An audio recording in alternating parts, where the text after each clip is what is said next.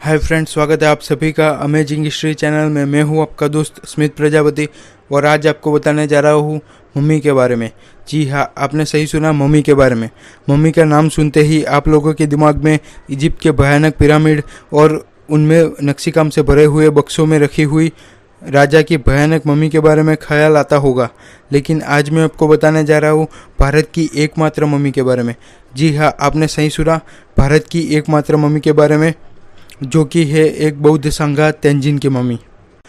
वैसे तो इजिप्ट की मम्मियाँ एम्बलिंग, जो कि मम्मीकृत करने की एक प्रक्रिया है, उसमें से पसार कर कर बनाई जाती थी और उसे बक्से में रखकर इजिप्ट के पिरामिडों के केंद्र बिंदु पर रखा जाता था, क्योंकि वहाँ के राजाओं का मानना था कि मरण के बाद भी एक जीवन होता है और जिसके लिए उस मृत शरीर का होना आवश्यक है, इसलिए उसे मम्मीकृत किया जाता था।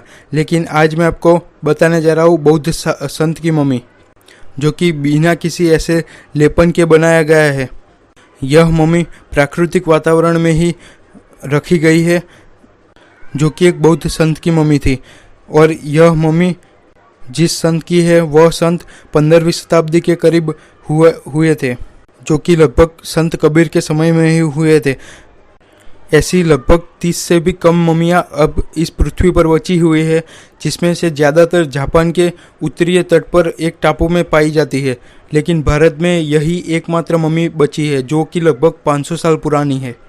लगभग 11वीं से 19वीं सदी तक बौद्ध संतों में ऐसी परंपरा थी जिसका नाम सोकुशिन बत्सु है, जो एक प्राकृतिक मम्मी को बनाने की पद्धति है।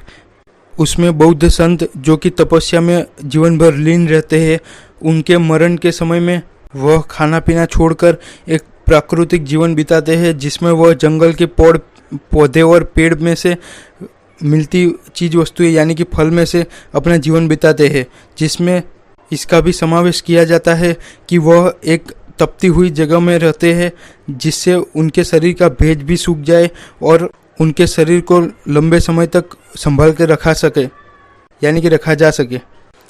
उस जंगल के पौधों में कुछ पौधे ऐसे भी होते हैं जो उनकी शरीर की नमी को छीन लेते हैं, जिससे वह एकदम शुष्क हो जाते हैं और तपस्या की मुद्रा में ही लीन रहते हैं और अपना जीव छोड़ देते हैं। और इस प्रक्रिया से एक बौद्ध संत की मम्मी को बनाया जाता था, जो कि लगभग 11वीं से 19वीं सदी के बीच प्रसिद्ध था। और ऐसे ही इस बौद्ध संत तेंजिन की मम्मी को बनाया गया होगा, ऐसा अनुमान लगाया जा सकता है। इस समय यह मम्मी हिमाचल प्रदेश के ग्यू गांव में तिब्बत की सीमा से 7 किलोमीटर दूर रखी गई है, जो कि स्पीति घाटी के तल में बसा हुआ एक गांव है। पहले के समय में आया हुआ भूकंप उस मम्मी को निकल गया था, जिससे वह मम्मी किसी को मिली नहीं थी।